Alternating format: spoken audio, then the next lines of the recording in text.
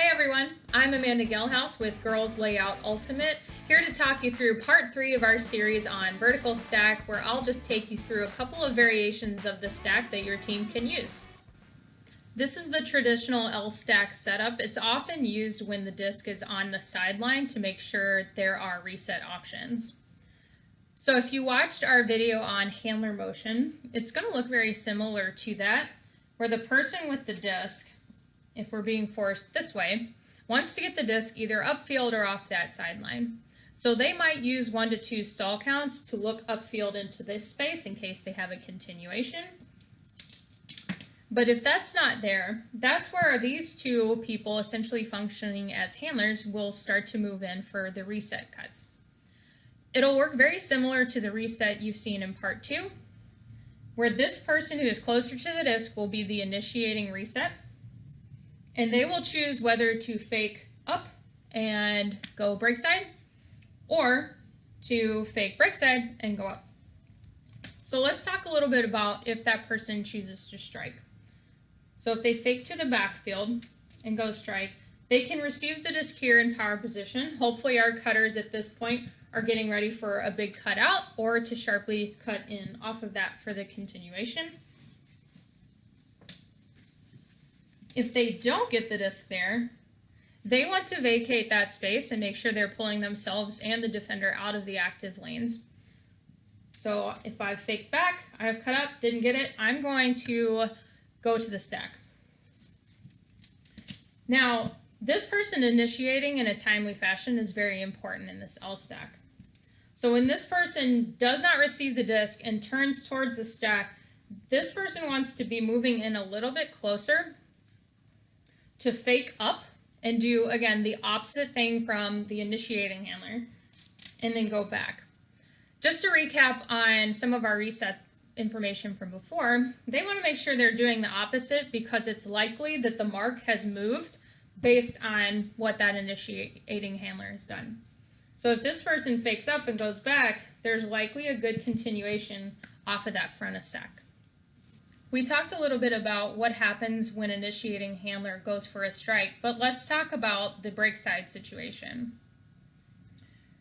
So if this initial handler fakes up and gets a break throw here, we want to make sure this person is allowing and setting up for a continuation.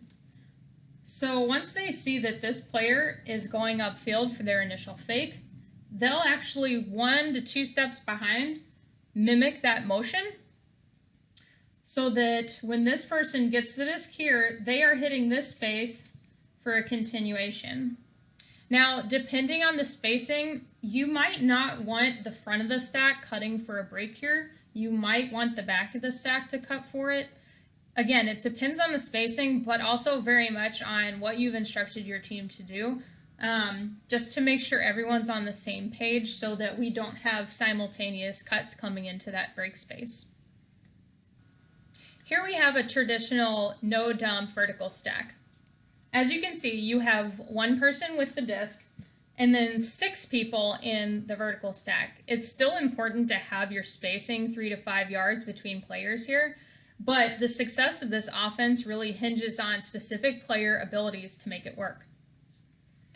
The person with the disc, or this anchor handler, really needs to have the largest arsenal of throws in their capabilities possible because they are solely responsible on this initiation for attacking either of the viable spaces in vertical, which traditionally are the force side and the break side. It's also important in this offense that they are working in conjunction with the front of the stack in case there needs to be a reset. So whatever that looks like, whether they come breaking around, they need to be working with that person and potentially the number 2 in the stack as well for resets and progressing the disc. This is another common variation you'll see of vertical stack called a slant stack, where instead of lining up in a straight line, your cutters are in a slant to the disc to allow for certain spaces to be maximized on the field. This is not my favorite offense, but I'll still take you through the pros and cons of how it can work. So as you can see, with the force going this way, by slanting the stack, we've created more space on that force side to be able to work upfield. So we better hope that's an option. Now, we also have more space if we maintain between the front of the stack, even at this angle, between them and the disc, to come up through that space into the expanded area. One of the big cons on this vertical stack and this variation of it is if you are not able to get that pass into that force side space, you've cut down on the available brake side space that you can use. So just show you what that looks like and put our handler back.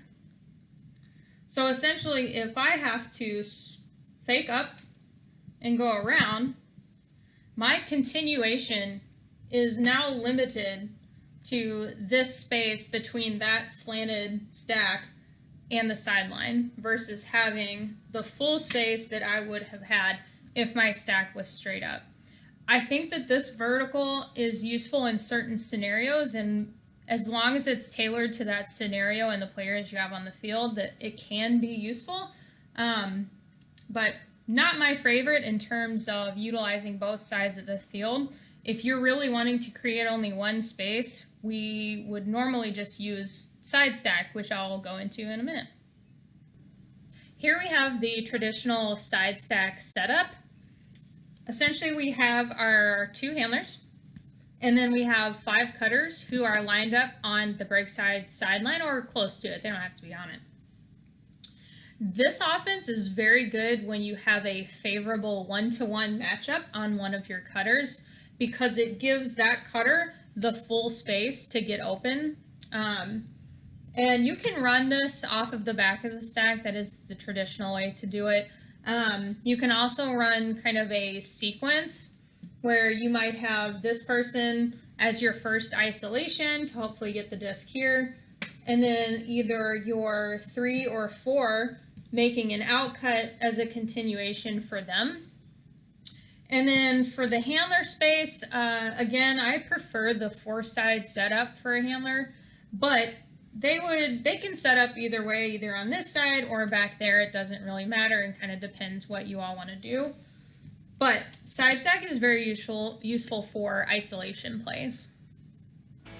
Well, that's it for our 3-part series on vertical stack. I hope you found the information useful, whether you're in league or pickup, college, or club. If you have any questions, feel free to reach out to us at Girls Layout Ultimate on Facebook. I'll see you next time.